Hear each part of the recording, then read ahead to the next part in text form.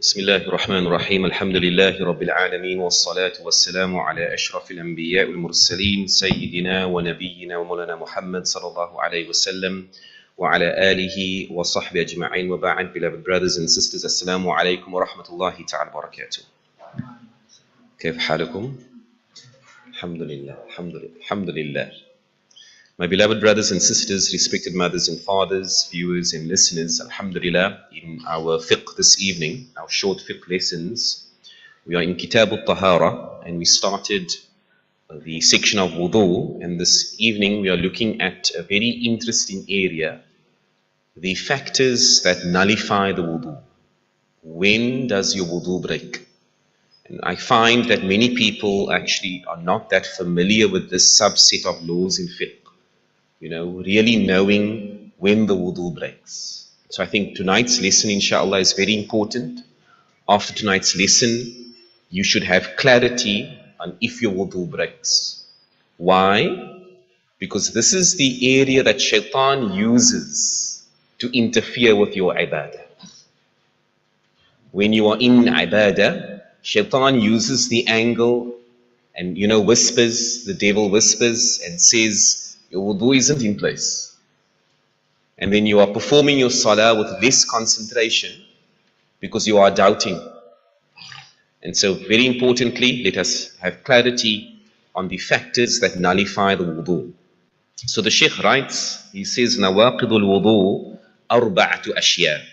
There are four things that break or nullify the wudu, the ablution. Four, inshallah. These are the four main rules.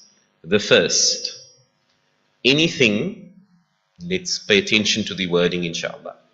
Anything that exits from either the front or the rear private parts, whether it is wind or anything else. Right? So anything that exits from the front or rear private parts will break the wudu. And when the Shaykh writes anything else, we're referring to even if it is a stone that comes out, something unconventional. If someone has worms, a worm comes out, that would nullify the wudu. So it's not only the urine and feces, but anything that exits from front or rear parts. And then the Shaykh writes, except semen, because semen requires ghusl. Right. Rule 2, very important one. This one, mashallah, gets many people debating on whether they require a wudu or not. The loss of intellect as a result of sleep. This is a very important criterion, my beloved brothers and sisters. The Shaykh writes that if athani zawalul aql. A few weeks ago we spoke about what is aql, what is this intellect. We said it is the opposite, or the opposite of aql is sanity, is insanity. You are either aqil, you have aql, or you are majnoon, you are insane. You are in one of those states. And of course, ibadah requires aql. But the Shaykh writes that if you lose your aql, your consciousness, your intellect, as a result of sleep or other causes, then your wudu disappears. It's invalidated. But there's an exception to this. If you were sleeping with your buttocks firmly on the ground. Now, when is this scenario? When you come to the Jumu'ah here at the masjid, subhanAllah. When you go to the masjid and you fall asleep in the masjid.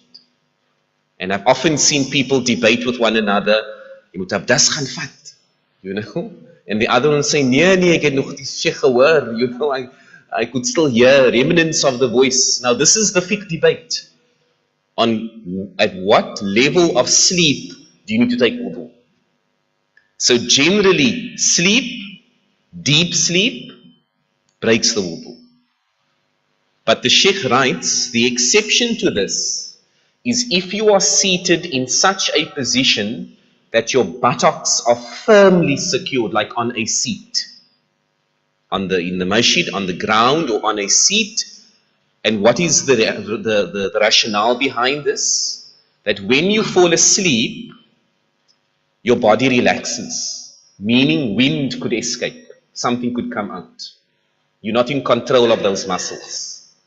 But it is understood that when you are seated, sitting on the masjid or sitting on a chair, and you doze off, it's not that easy for something to escape. So the madahib differ on how deep your sleep must be.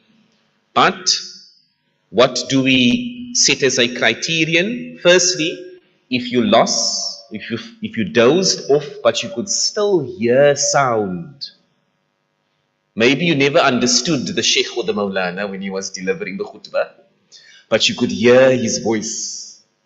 Then your sleep is it still suffices, your wudu is still there.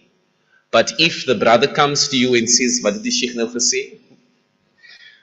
And you say, "Oh ya Allah, can't remember it. If you say, "I didn't even hear the Shaykh," khalas, go take wudu. You need it.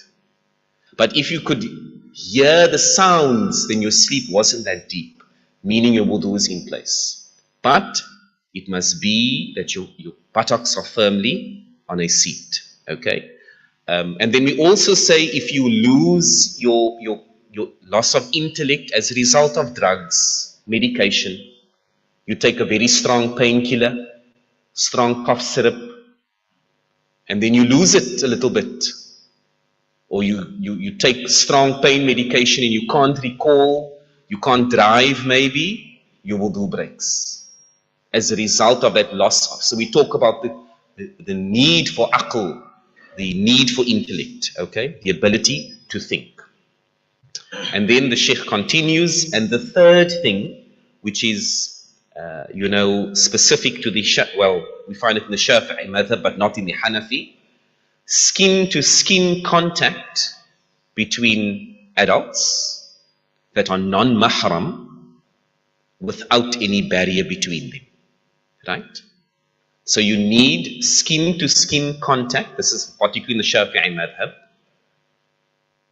between adults. And how do we define an adult in this context here in fiqh? It is one who has a consciousness of sexuality.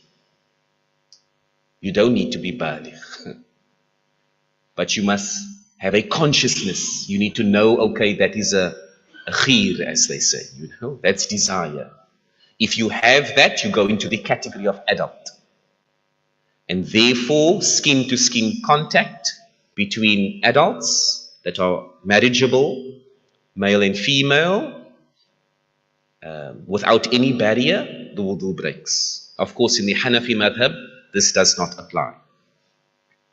And then just an interesting point, if an adult touches a child, right? An adult touches a child like a man touching we're not talking about inappropriately, you just maybe, there's a small little girl that comes to the masjid with a father, and this elderly man comes and he gives her, a little kiss on the forehead. Is his wudu in place? Yes. Because you need both to be adults. But if that girl is someone maybe 10 years old, maybe not yet baligha, but conscious of sexuality, likes boys, whatever it might be, then the wudu would break. And then the last one is the touching of the private parts of a human with the inner surface of the palm or the fingers. So the touching of a private part, whether one's own part or that of another, would break wudu. Okay? And it must be the inner part of the hand. So how do we determine this? The ulama say that when you put your palms together, the skin that is touching each other, that is the part of the hand. If that part of the hand touches a private part, the wudu breaks. Okay? And so what is excluded from point 4? the parts around the private parts. So for a man, below the private part, right? If he touches that part, he doesn't break his wudu. And then the buttocks, it is restricted specifically to the anus. The buttocks, if the man touches his buttocks, his wudu is still in place. So this is very important considerations when you take a ghusl and you are drying yourself with a towel now, and you touch yourself. You didn't intend to, but you touched yourself. You then need to check firstly. So I'm going to use the very strict opinion that it's going to break. There are ulama that says that in that context, it does not break. But I'm going to use the strict opinion that it does break. You now need to consider, was it the palm of your hands? If it was the exterior that maybe touched the organ, the limb, that part of the body, then your wudu is still in place. So when you dry yourself after a shower, a ghusl, be very conscious of how you're drying yourself.